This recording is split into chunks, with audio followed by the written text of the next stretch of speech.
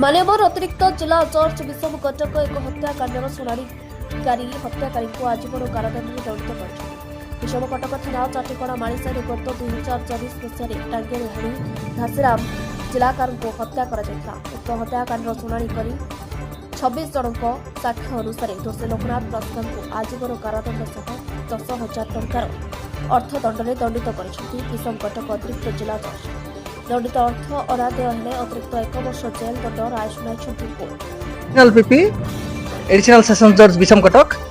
आज विषम Cuttack PS case number 162/2024 dated 1/10/2024 से केस रो मकदमाटी ये कोर्ट रे चलथिला आउ सेथिरे एरा सिटी केस नंबर 3/2025 सेथिरे मान्यवर अदालत लोकनाथ प्रास्का इलियास लकीनाथ ताकू अंडर सेक्शन 103 सबसेक्शन 1 बीएनएस रे